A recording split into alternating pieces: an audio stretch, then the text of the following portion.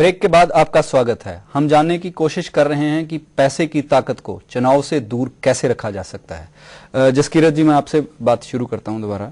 आपने कहा कि जो इलेक्शन कमीशन का राज आएगा, टीएन सेशन के बाद जितनी इलेक्शन कमीशन की एक्टिविटी रही है उसमें एक बात खास रही है कि इसके बाद जो ही इलेक्शन अनाउंसमेंट होगी उसके बाद आप कोई ऐसा काम नहीं कर सकते हैं जो वोटर को इन्फ्लुएंस किया जाए।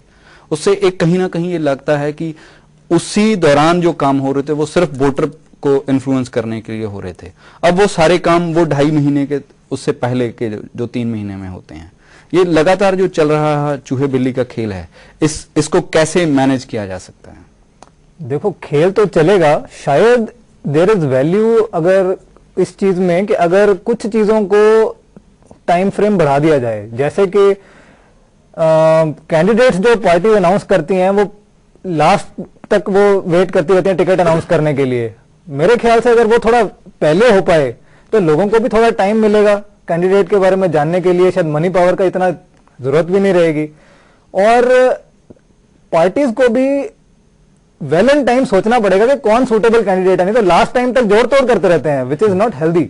तो कुछ चीजें डेफिनेटली ऐसी हैं जिनका टाइम फ्रेम शायद बढ़ा देना चाहिए 2.5 महीने से। ये खैर थोड़ी ज्यादा डेलिब्रेशन की बात है कि क्या मॉडल कोड ऑफ कॉन्डक्ट 6 महीने पहले लग जाएगा तो फिर सरकार कैसे चलेगी, वो भी सोचने की बात है। अभी जैसे पंजाब में जो चुनाव हुआ उसके बाद 35 दिन का है और उस 1.5 महीना पहले चुनाव के, ये 2.5 महीने जो सरकार में जो गड़बड़ हो रही है, बहुत सारे काम नहीं हो पा रहे हैं। जी जी, it's a big problem in itself. जी, तो वही मैं कह रहा हूं कि ये तो एक शायद all parties can sit together and decide कि इसका क्या मैकेनिज्म, क्योंकि मॉडल कोड ऑफ कॉन्डक्ट भी उन्होंने ही बनाया, ये सब पार्टीज ने मिलकर बनाया मॉडल कोड ऑफ कॉन्डक्ट। तो they need to sit together और एंड डिसाइड कि जो प्रॉब्लम्स हैं उनको कैसे सॉल्व किया जा सकता है। बट प्रॉब्लम्स तो डेफिनेटली हैं, और उसमें एक एग्जांपल जो मैंने अभी दिया है कि हाँ, कैंडिडेट्स का नाम जो है वेल इन टाइम अगर दिया जाए तो शायद कुछ उसका भी फायदा हो सकता है। धर्म भाई जी, जो मॉडल कोड ऑफ कंडक्ट बना इलेक्शन को करवाने के लिए, उसमें सभी पार्टी की सहमति थी, लेकिन अभी यही पार्टियां उसको वायलेट करने के लिए अलग अलग ढंग तरीके देखती हैं। जैसे रिसेंटली इलेक्शन कमीशन के साथ बहुत सीरियस कंट्राडिक्शन रही जो सेंट्रल लॉ मिनिस्टर हैं उनकी। अब इसमें जो एक बात ध्यान में देखने लायक है वो ये है कि जो पॉलिटिकल क्लास है, जो इलेक्शन लड़ने वाले लोग हैं, उनकी क्रेडिबिलिटी लगातार जितने स्टेप्स लिए जा रहे हैं वो उसी कारण लिए जा रहे हैं कि उनकी क्रेडिबिलिटी कहीं ना कहीं पे डाउटफुल है। देखिए, क्रेडिबिलिटी डाउटफुल है, ये अच्छी है। इसमें इलेक्शन का क्या इम्पैक्ट होता है ये तो कहना मुश्किल है, क्योंकि कई दफा इलेक्शन में मुद्दे कुछ और होते हैं, देखने में कुछ और होते हैं, और जब वोट करने जाता किसी और कंसिडरेशन से करता है। मैं ये जरूर कहना चाहूंगा कि बहुत सारे जो हमारे ऑफेंसेस हैं, इलेक्शन ऑफेंसेस हैं, इलेक्टोरल ऑफेंसेस हैं, उनको चेक करना सिर्फ कानूनी रूप से संभव नहीं है। They require far more other action on other front। जैसे मैं कह रहा था कि एक तो परसेंटेज ऑफ वोटिंग बहुत कम होती है बहुत राज्यों में। नंबर 2, जहां पर इलेक्शन में मुद्दे बहुत शार्प होते हैं उसमें ब्राइबरी बहुत ज्यादा काम नहीं करते। सत्ता परिवर्तन भी होते हैं, कोई पार्टियां बहुत साल 2-3 टर्म्स रहती हैं एक सरकार एक राज्य में, उनका भी सत्ता परिवर्तन होता देखा गया देश में। तो ये मैं नहीं कहूंगा कि वो पैसे का अगर चलन होता तो वो सत्ता परिवर्तन कैसे होता। तो ये भी देश में हुआ, जो कि एक डेमोक्रेसी का, मैं समझता हूँ इंडियन डेमोक्रेसी का हॉलमार्क है कि कई राज्यों में आप देख ही रहे हैं कि the political parties change. So if money were ruling the show, how would this change take place? So that is also to be seen. So to me it appears that the role of money power is significant, but it may not be paramount, number 1. Number 2, it needs to be curbed with iron hands. Now this is linked directly with the black money supply in this society. Who is able to pay crores of rupees or tens or hundreds of crores of rupees by way of bribing the people? Whosoever is not paying the tax. Whosoever is not paying the tax. So it is not only linked with the political parties or individual candidates bribing the voters, but it is also where do you get this money? Are we able to control the supply of black money in the country? So this is not directly relatable to only 2.5 months exercise of elections. मतलब overall जो कम्प्रीहेंसिवली हमें No, देखना yes, पड़ेगा कि definitely, किस तो- हालात में हम ये चुनाव करवा रहे हैं अच्छा, और क्या routine. Now, who do not vote? No, I would like to know who do not vote. According to me, 3 categories of people do not vote in large numbers. One is the highly educated people, highly educated urbanites, urbanites, educated, professionals, Yeah. and the rich people. या These 3 categories of people do not go and vote in large numbers. I'm not saying that everybody is not voting. Many of them are voting. But how many, what percentage?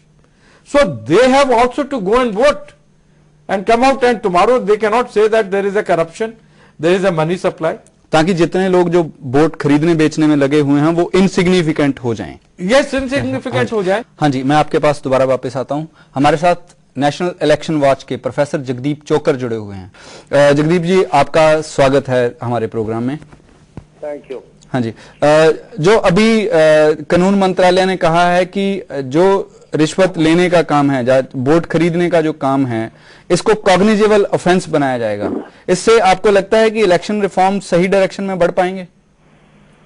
जी हाँ, मेरे ख्याल में ये बहुत अच्छा कदम है और सही डायरेक्शन में कदम है, क्योंकि मेरा ये मानना है, जो पहले हमारे साथी वक्ता बोल रहे थे, हाँ जी, money is not the overriding factor in election. Yes, वो सही है कि मनी ओवरराइडिंग फैक्टर नहीं है, बट मनी एक बहुत इंपॉर्टेंट फैक्टर है। और उसमें मेरा तो ये मानना है कि जो देश में ब्लैक मनी का जनरेशन हो रहा है, वो एक बहुत बड़े पैमाने पे इलेक्शन की वजह से हो रहा है। और इलेक्शन में मनी जो है वो सिर्फ वोटर को खरीदने के लिए इस्तेमाल नहीं होती है। एक कुछ लोग होते हैं जो वोटरों को इन्फ्लुएंस करते हैं, उनके लिए इस्तेमाल होती है। वोटर को मनी तो कहीं कहीं मिलती है, सब जगह नहीं मिलती। हाँ जी, जो वोटर को इन्फ्लुएंस करने वाले हैं उन पे मनी खर्च होती है, और फिर मनी खर्च होती है हेलीकॉप्टर चलाने में, शराब बांटने में, दुनिया भर के काम में मनी लगती है। तो ब्लैक मनी का जनरेशन जो है, उसका भी एक जनरेशन के लिए भी इलेक्शन में काम ब्लैक मनी बनती है, और फिर वो आगे इकोनॉमी में फैलती है। मतलब आपको लगता है कि ये इस काले धन के ऊपर काबू पाए बिना जो इलेक्शन रिफॉर्म्स हैं वो ज्यादा इफेक्टिव नहीं हो सकते हैं? नहीं, देखिए, इलेक्शन रिफॉर्म पे तो काले धन के ऊपर काबू पाना नामुमकिन है। उसके लिए और काम की जरूरत है। उसके लिए सिर्फ इलेक्शन रिफॉर्म नहीं, उसके लिए हमें पॉलिटिकल पार्टियों में रिफॉर्म करना पड़ेगा। जब पॉलिटिकल पार्टियों को इंटरनली डेमोक्रेटिक, अंदरूनी तौर पे लोकतांत्रिक नहीं बनाया जाएगा, तब तक ये हमारा इलेक्शन रिफॉर्म से ज्यादा कुछ होने वाला नहीं है। हाँ जी, हाँ जी। बेसिक मुद्दा है कि पॉलिटिकल पार्टियों के अपना जो अंदरूनी काम करने का तरीका है वो डेमोक्रेटिक तरीके से हो। हाँ जी, प्रोफेसर जगदीप जी, आपका बहुत बहुत धन्यवाद, आप हमारे साथ जुड़े। हमीर, मुझे जो लगता है बात जो लगातार धर्मवीर ने कही, इन्होंने कही और प्रोफेसर जगदीप ने कही, वो ये है कि जो इलेक्शन है और जो इलेक्शन का ये पूरा समय है, इसको हम आइसोलेशन में नहीं देख सकते। इसके आगे पीछे जो हो रहा है उसको साथ ही जोड़ के देखा जा सकता है। नहीं, बिल्कुल ये बात ठीक है, क्योंकि आइसोलेशन में कोई चीज नहीं। हमने एक तो जो डेवलपमेंट का तरीकाकार है, जहाँ आदमी को देखने का तरीकाकार है, वो भी ऐसा विकसित कर लिया है कि जो अमीर आदमी है, बड़ी गाड़ी वाला आदमी है, रिच आदमी है, वो ग्रेट आदमी है, बड़ा आदमी है। सिंबल ऐसा बना दिए। हमारी हिस्ट्री में सिंबल और टाइप के हैं जो सोसाइटी के लिए, सोशल कामों के लिए, पॉलिटिकल कामों के लिए सैक्रिफाइस करते थे। इसीलिए हमारे हीरो और थे। अब हीरो बन गया रिच आदमी। और जब मोटिव सोसाइटी का ये बना दिया जाएगा, मनी मेथड तो हो सकता है किसी को अचीव करने का, कोई साधन तो हो सकता है, पर जब मोटिव बना दोगे तो वो इलेक्शन में भी असर दिखाई देगा, उसका दफ्तरों में भी असर दिखाई देगा, और कामकाज के पूरे डेवलपमेंट के सेटअप में भी दिखाई देगा। इसलिए on the whole political, economic, social values सारा मतलब टोटल कंपैक्ट बात है। पर उसमें से जब हम पॉलिटिक्स केवल डिस्कस करते हैं, जब केवल इलेक्शन रिफॉर्म की बात करते हैं, तब उस पे भी कुछ कंक्रीट सजेशन की जरूरत पड़ती है। ऑन दी होल तो करेंगे, वो तो अलग पहलू है। हाँ जी। उसमें जैसे इससे पहले बात आई थी कि पॉलिटिकल पार्टीज जो होती हैं लास्ट 3 महीने में काम करती हैं, 6 महीने में काम करती हैं, फिर 2.5 महीने पूरी तरह बंद हो जाता है। जे भी एक इलेक्शन रिफॉर्म का इशू क्यों नहीं हो सकता कि एक मैनिफेस्टो पॉलिटिकल पार्टी जारी करती है, उसका कोई टाइम टेन्योर नहीं, वो 4 साल कोई काम नहीं करती, कहते हैं कि गवर्नमेंट इलेक्ट तो होती है 5 साल के लिए पर काम करती है लास्ट 1 साल। इट मीन 4 साल के रिसोर्सेज इकट्ठे करो, इलेक्शन जीतने के एंगल से फिर 1 साल में खर्च करो, कहो कि हमने, ताकि उसका इमीडिएट जो इमीडिएट गेन जो है उसका हासिल किया जा सके। वो जो मैनिफेस्टो है, मैनिफेस्टो लीगल डॉक्यूमेंट डिक्लेयर किया जाए और उसकी मतलब डेट बाउंड हो कि कब कितने समय में जो आपने जो किया है, लोगों के साथ एक वादा किया है, एक एग्रीमेंट कर रहे हो आप पब्लिकली, वो किस किस समय में क्या क्या पूरा करोगे। नहीं करोगे तो डिस्क्वालिफिकेशन आपके लिए है।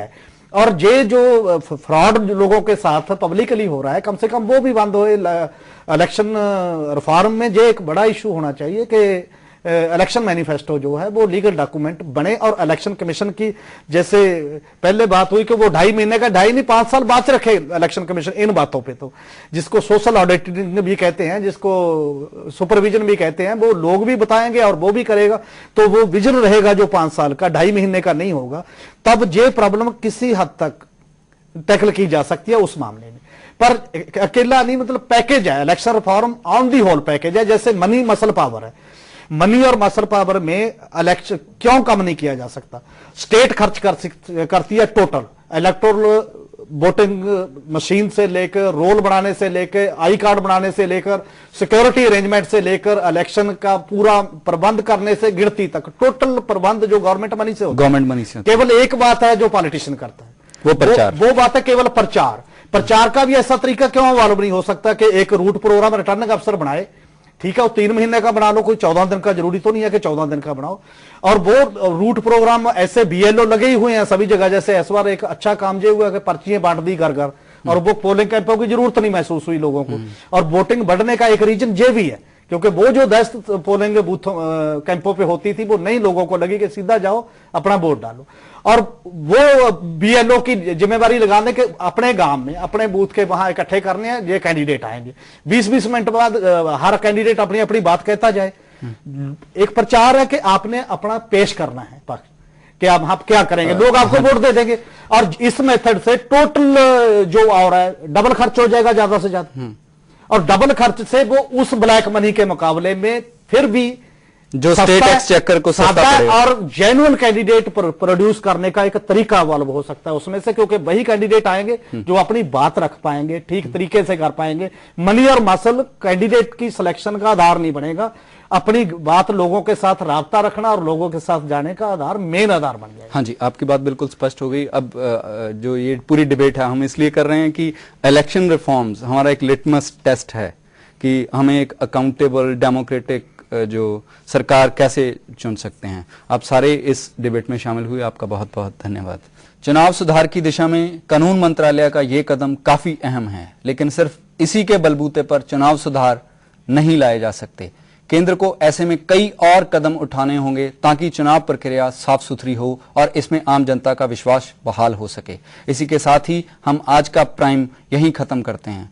कल फिर मिलेंगे नए मुद्दे के साथ। नमस्कार, सत श्री अकाल, खुदा हाफिज।